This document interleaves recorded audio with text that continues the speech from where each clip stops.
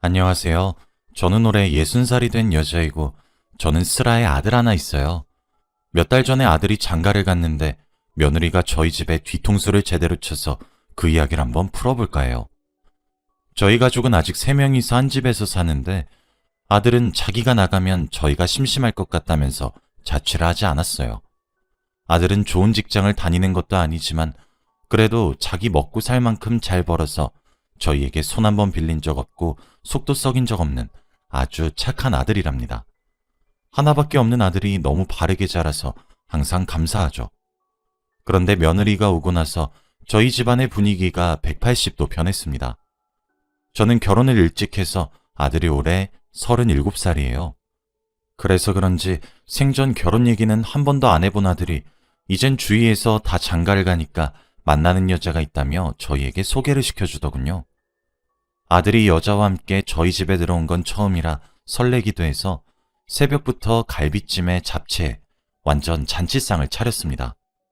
그녀의 첫인상은 정말 착하고 순수해 보였고 며느리로 정말 삼고 싶은 완벽한 외모에다가 예의도 어찌나 바른지 오자마자 저희에게 깍듯이 인사를 하고 반찬 하나하나 먹을 때마다 리액션을 격하게 해주면서 저에게 좋은 말도 많이 해주니 오랜만에 어깨도 세워지면서 좋은 식사 자리가 되었습니다. 그 여자를 보내고 집에 앉아 있는데 아들이 저희 앞에서 무릎을 꿇고 어머니, 아버지, 저 영희와 결혼하고 싶어요. 라고 하는 겁니다. 아들과 그 여자는 만난 지 5개월 정도밖에 되지 않아서 조금만 더 만나보고 결정해라. 결혼이 지금 당장 급해서 섣부른 판단을 하는 걸 수도 있어. 아니요. 저 영희 처음 본 순간부터 결혼하고 싶다는 생각밖에 없었고 그리고 영희 부모님 두 분 다 돌아가셔서 혼자서 악착같이 열심히 살아온 여자예요. 그래서 이제는 마음의 짐을 같이 덜어주고 싶어요. 저희는 한 번도 들어본 적 없는 아들의 여자친구 소식에 할 말을 잃었어요. 어릴 적부터 혼자 살아온 것이 안타깝고 싹싹하고 예의도 바른 아이였기 때문에 저희는 결혼을 허락했죠. 그런데 저희 아직 결혼 자금이 부족해서 결혼하고 돈을 차곡차곡 모으고 싶어서 당분간 들어와서 살게요. 라며 시댁살이를 한다는 겁니다. 저는 한 번도 딸을 가져본 적이 없어서 며느리와 함께 산다고 하니 딸이 생긴 기분이라 정말 기뻤죠. 같이 쇼핑도 하고 맛있는 식당도 가고 같이 데이트할 생각만 잔뜩 했습니다. 그렇게 속전속결로 결혼을 했고 그렇게 며느리가 저희 집에 들어와 살게 되었죠. 며느리는 결혼 후에 일을 그만두어서 하루 종일 집에 있기 때문에 저는 항상 저 혼자 차려오던 아침 밥상을 며느리와 함께 차릴 줄 알았는데 아침 7시가 넘어도 며느리는 일어나지 않았고 집안 사람들이 다 출근을 하고 점심시간이 다 되어서 일어났죠. 물론 아침 밥상을 차리는 게 필수는 아니지만 그래도 처음에는 일찍 일어나서 제가 아침 밥상을 차리는 것을 도와주는 것을 기대했는데 그래도 그때는 제가 너무 꽉 막힌 생각을 가진 줄 알고 며느리를 이해하려고 했습니다. 그날은 며느리와 단둘이 마트에 가려고 했는데 급히 밖으로 나갈 준비를 하더군요. 그래서 어디 가니? 라고 물으니 친구와 약속이 있다며 급히 나갔고 그 집에는 저 혼자 남겨졌습니다. 그런데 며느리는 매일같이 집을 나가서 저녁 늦게 들어왔는데 신기하게 아들이 퇴근하기 전에는 칼같이 맞춰 들어오곤 했고 아들이 회식을 하거나 야근을 하는 날에는 똑같이 늦게 들어와 아들이 집에 들어오기 20분 전에는 꼭 집에 들어왔죠. 그래서 아들은 며느리가 낮에 밖에 나가서 놀고 들어왔다는 사실을 전혀 몰랐고 집에서 저희를 도우며 집안일은 한 줄 알며 깜빡 속고 있었습니다. 처음엔 며느리가 괘씸하고 당장 아들에게 말해주고 싶었지만 그래도 며느리가 밖에서 나다니는 게 저에게 피해를 끼치는 일은 아니었기 때문에 감수하고 살고 있었죠.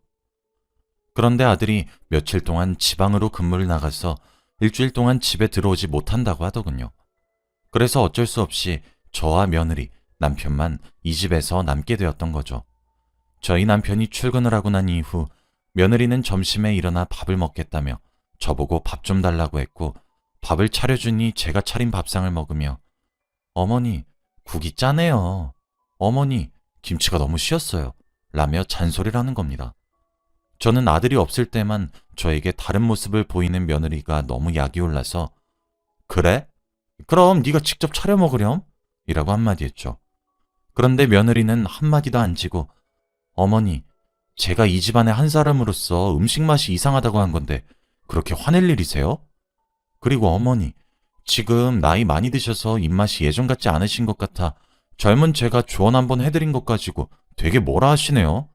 어머니 혹시 갱년기세요? 라며 제 성질을 박박 긁더군요. 저는 한마디 하면 20마디를 하는 며느리에게 더 이상 달려들 힘이 없어서 그냥 포기하고 제 할 일을 했습니다. 그래도 저희 아들에게는 잘하는 아내겠지 싶어 꾹 참고 넘어가려고 했고 그냥 이 집안에서 저만 감수하면 다른 사람들 눈에는 행복한 가정처럼 보였기 때문에 저 혼자 참고 지내기로 했습니다. 그런데 어느 날 마트에 갔는데 저희 동네는 작아서 이름만 대면 동네 사람들 안부를 다 아는 정도였죠. 그런데 평소와 다르게 저를 대하는 눈빛이 다른 거 있죠. 원래 친하게 지냈던 사람들도 다 저를 멀리하고 뒤에서 수군대는 겁니다. 그런데 그때 뒤에서 이라는 소리가 들리며 저를 불쌍하다는 듯이 쳐다보더군요. 저는 무슨 영문인지 몰라서 저희 동네에서 가장 친한 이웃집의 오키라는 친구에게 달려갔죠. 그런데 오키는 저에게 며느리가 쏟아낸 저희 집안 이야기를 들려주었습니다.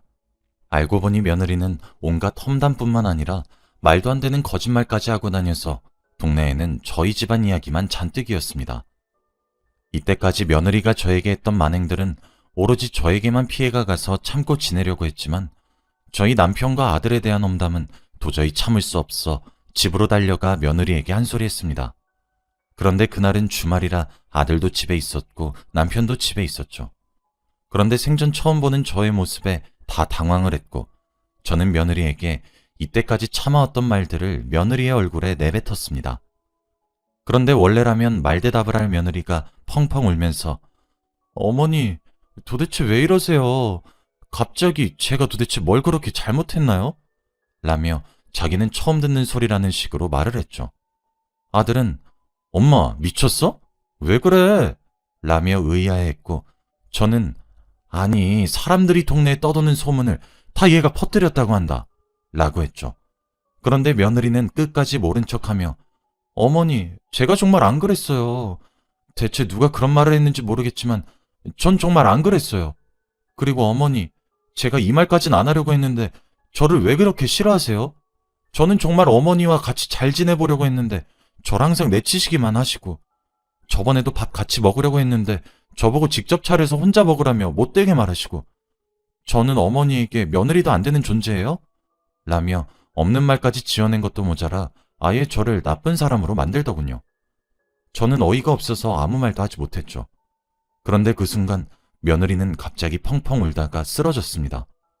아들과 남편은 당황을 하며 당장 침대에 눕혀 정성스럽게 간호를 했고 아들은 저에게 다가와 어머니 도대체 왜 그래요? 영희는 어머니와 잘 지내보려고 무슨 일이든 다 할 아이인데 제발 한 번만 가족으로 생각해 주시면 안 돼요?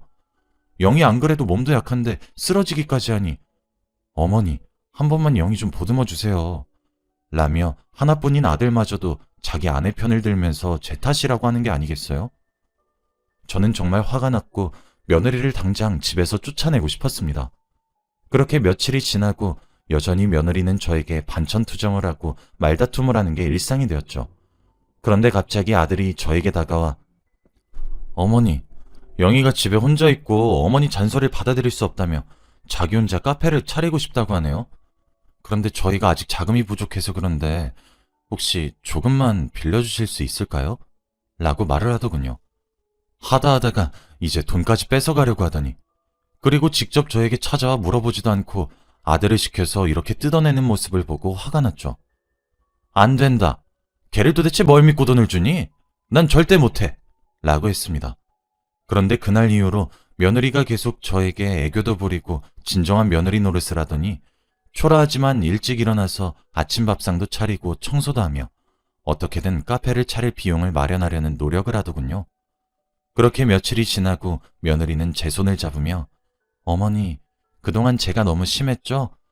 제가 부모 없이 자라서 그동안 사랑받는 게 익숙지 못해서 항상 내치기만 했던 것 같아요. 제가 앞으로는 표현도 많이 하고 어머니를 진짜 친엄마로 여기면서 딸 노릇 잘할게요. 사랑해요 어머니. 라며 저를 꼭 안아주었죠. 저는 정말 감동을 했고 눈물이 차올라서 그동안 며느리가 저에게 해주었던 모진 말들이 다 진심이 아니라 자기가 살아온 환경 때문에 어쩔 수 없었다는 것이라고는 생각을 하게 되었죠. 저는 며느리의 진심에 한번 마음이 흔들려 카페를 차려주기로 했지만 저도 돈이 부족한 상태라 돈을 어디서 끌어모으지 고민하고 있을 찰나에 며느리가 어머니, 저 정말 잘할 수 있어요. 믿어주세요. 라며 저에게 부탁했고 저도 진정 딸이라고 생각하면 이 정도는 기꺼이 해줄 수 있다는 생각에 큰맘 먹고 주택담보대출을 해주며 카페를 차릴 비용을 지원해 주었어요. 며느리도 카페가 잘 되면 이 돈을 배로 갚는다고 했고 저희 집안의 행복을 위해서라면 이 정도는 거뜬히 할 수 있다고 생각했기 때문에 저는 기뻤습니다. 그런데 카페는 생각만큼 잘 되지 않았고 대출금을 갚기 위해서는 저도 일을 해야 하는 상황까지 놓이게 되었어요. 그래서 저는 어쩔 수 없이 목욕탕 청소일까지 하며 대출금을 갚는데 한몫을 하려고 노력했습니다. 그런데 대출금은 아무리 갚아도 줄어들지 않았고 며느리는 카페를 나가서 열심히 일을 하지 않는지 카페에서 번 돈으로 대출금을 갚기엔 턱도 없었습니다. 얘야, 혹시 카페 일이 잘 안 되니? 어머니, 알아서 할게요. 저도 요즘 너무 힘들어요. 라며 제 말을 듣는 둥 마는 둥 했고 그렇게 카페는 얼마 지나지 않아 문을 닫게 되었습니다. 아직 대출금이 산더미처럼 쌓여 있는데 무책임하게 카페 문을 닫는 며느리를 보며 너무 한심했고 괜히 돈을 빌려준 것 같은 생각만 들었습니다. 그런데 며칠 뒤 갑자기 어머니, 제가 옷가게를 하고 싶은데 혹시 조금 빌려주실 수 없을까요? 라며 아직 카페 대출금도 다 갚지 못했는데 이번에는 옷가게를 하고 싶다며 저와 남편을 설득하더군요. 얘야, 카페 문 닫은 지 얼마나 됐다고 옷가게니? 그리고 우리가 돈이 있다고 계속 빌려달래. 어머니, 진짜 마지막이에요. 저번하고는 달라요. 이번엔 정말 확실하다고요. 라고 했죠. 얘야, 나도 해주고 싶지만 이 집까지 팔아버린 마당에 우리가 돈이 어딨다고. 이제 돈 나올 구멍도 없어. 라며 말렸죠. 그래도 며느리가 울며불며 부탁하길래 주변 지인들한테 손을 벌려 사람 한 명 놓을 정도로 동네에 아주 작은 옷가게를 해주었습니다. 정말 저희 가족은 바보 같은 행동인 것을 알면서도 하나밖에 없는 며느리가 그렇게 울며불며 매달리니 부모도 없이 저렇게 사는 애가 너무 애처로워 어쩔 수 없었습니다. 지금 생각을 해보면 왜 그렇게 마음이 약해져 있었는지 정말 후회스럽긴 하네요. 그래도 옷가게는 카페보다 다행히 더 잘 돼서 주위에 손 벌린 돈부터 먼저 차근차근 갚아나가고 며느리도 저희에게 감사해야 하는 것 같아서 어느 정도 집안이 일어설 기미는 보였죠. 그런데 며칠 뒤 집안 청소를 하다가 식탁에 놓여져 있던 며느리 휴대폰에서 알람이 울려 보았더니 문자가 왔더군요. 그런데 문자 내용이 그래서 그 할망군 아직도 그렇게 멍청해? 라고 적혀 있더군요. 저는 어떤 할머니를 그렇게 칭하면서 대화를 나누는지 궁금해서 며느리 몰래 휴대폰 속 대화 내용을 읽었죠. 그런데 그 내용은 정말 가관이었습니다. 그건 며느리와 며느리의 친구가 한 대화였고 저희 집안 욕을 하는 대화가 대다수였거든요. 할망구는 바로 저를 칭하는 별명이었던 거죠. 아니 내가 좀 울면서 연기하니까 그 할망구가 좀 불쌍해 보였는지 돈을 어디서 또 구해왔더라니까? 돈이 계속 어디서 나는지 없다고 하면서 쿡 찌르면 또 돈이 나오고 막 그런다? 야, 너 시집 잘 갔다. 남편복은 좀 없는 것 같더만 시댁복은 좀 있나 봐. 남편은 순 바보지. 지 엄마는 뒷전이고 내 말만 들어주고 그리고 내가 할망구한테 못되게 군 거 다 지 아들한테 말해서는 나 완전 몰아세우고 그래서 내가 저번에는 쓰러진 척까지 했다니까? 그러니까 남편이 달려와서는 지네 엄마한테 화내고 진짜 집안 꼴 잘 돌아간다. 진짜 예전부터 거짓말 하나 기가 막히게 잘했다니까. 그래도 네가 거기서 살면서 카페도 차리고 옷가게도 차리고 부러워. 나도 그런데 시집 가고 싶다. 여기 사람들 다 바보라서 내 손바닥 위에 있거든. 내 맘대로 조종할 수 있어. 너도 이런데 시집 가라. 좋다.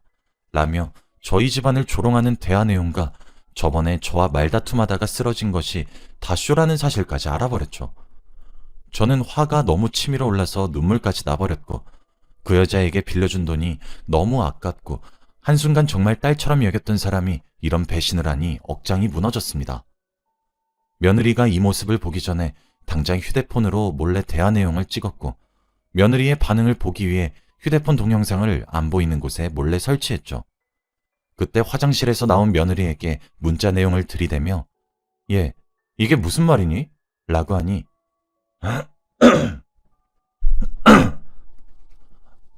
어머님 보셨어요?